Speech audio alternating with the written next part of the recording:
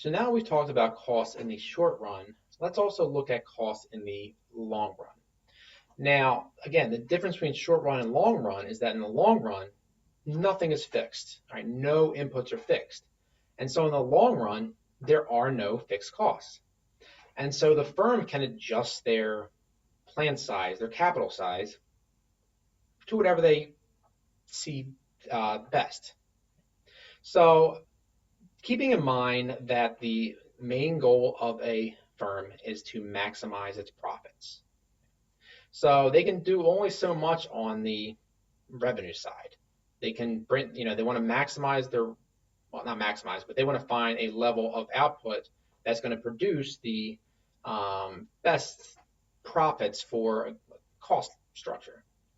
So yes, they think about the revenue, but they also have to think about the cost side. And so they want to adjust their level of capital that's going to allow them to see the lowest level of, or the lowest cost that they possibly can. So let's look at that.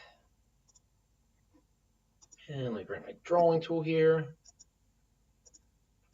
And let's go with red. Okay. So let's say that we had, so here we have some different short run average cost curves. And these short run average cost curves are for different levels of capital. So here's one when capital is 10, and then 20, and then 30, 40, and 50. So what's going to happen is the firm is going to determine how much they want to produce. All right, they're going to figure out a profit maximizing level of output. Once they do that, then they're going to want to minimize their profit, or they're going to minimize their they're going to minimize their costs at that level.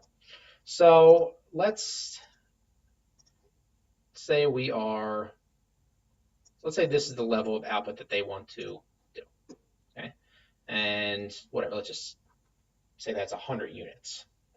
So at 100 units, they then need to decide, all right, well, should we produce at a capital level of 10 or a capital level of 20? Let's see. So at this level of output, their average cost per unit would be at this point, if their capital level was 10, or it would be at this point if it was at 20. And so clearly they want to, if this was how much output they wanted to produce in the long run, they would operate at a capital level of 10. Let's say, however, they, instead of 100, let's say was here, let's just say it's 200. And so at 200, they have three choices. They can either have a capital level of 30 and have this be the cost level. They can have a capital level of 40 and have this be the average cost, or have a capital level of 20 and have this average cost. Okay? So again, because this is the long run, because they can adjust, they're going to choose that lowest amount. So what is that going to look like? So what's going to happen then is they're going to choose levels of capital that are going to minimize their costs, right, at a given level of output. So if these are our only short run average cost curves, for any level of output up to this point here, it makes sense for them to go with capital level 10. Now between this output level and this one, their lowest costs are going to be with capital level 20. From this point to this point, it's going to be 30. And so they're going to choose levels of capital at the lowest of all these average cost curves. And that is going to be, this is what is going to be your long run average cost curve. It's going to be the minimum of all the short run average cost curves. And so if we go back and look at this, if we do it with many more times, it's going to be more of a it's going to look more, it's going to be smoother than this basically. So you're going to have, unlimited amount of different ones in here. So you can have level of 10, 10.0001, 10.0002, and so forth. So it's going to be, it's not going to be quite as bumpy as it looked here. It's going to be smoother. So with these, and actually it's going to look a little more like this, the long run average cost curve. So with the cost in the long run, because long run costs take into account the ability to adjust capital, there are three areas to look at on there: economies of scale, diseconomies of scale, and minimum efficient scale. So economies of scale, it's also called increasing returns of scale. That's when the long run average cost is decreasing as output increases. So basically, when you have economies of scale, the more you produce, the lower the average cost per unit. Now, this is largely because of things like technology and specialization, to where the more you produce, you can sort out your labor. In the pizza kitchen example, you can have people specializing, one person just rolling the dough, one person just putting on the sauce, and basically having an assembly line kind of way. So that's where you're going to have your economies of scale. Your diseconomies of scale, also known as decreasing returns of scale, this is when your long run average cost curve is going up as output increases. So the more you produce, the more each unit costs.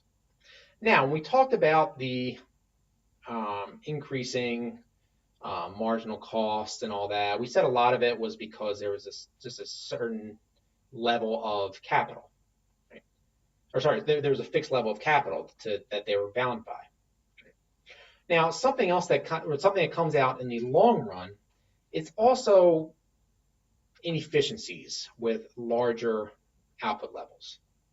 And so whether it's kind of oversight because you have a large business, or whether it's not fully minimizing costs, or another example is maximizing output of your workers.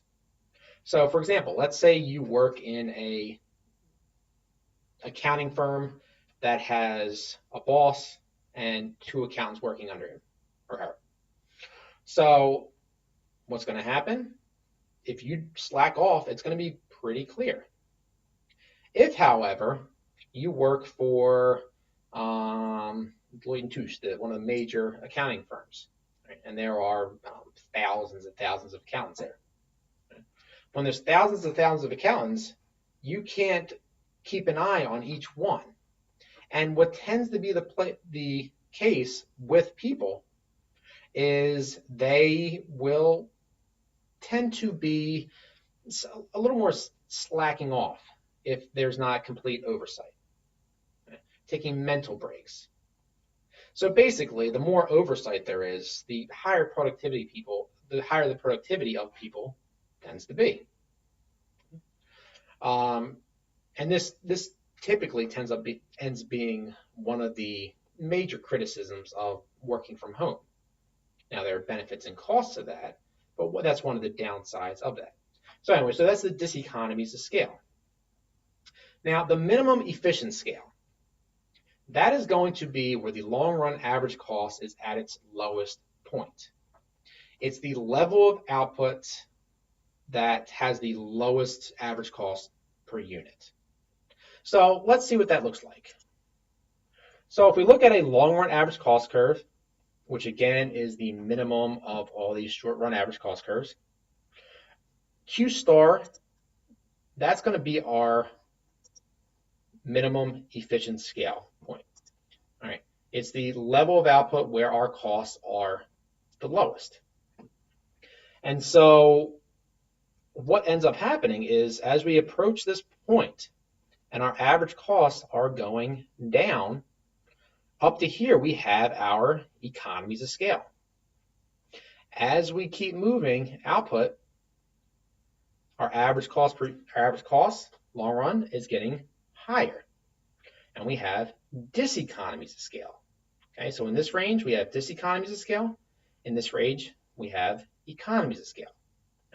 So again, this is a look at the average cost in the long run. Now, the other thing to take note of here is that in the long run, the average cost is the variable cost, because in the long run, there are no fixed costs.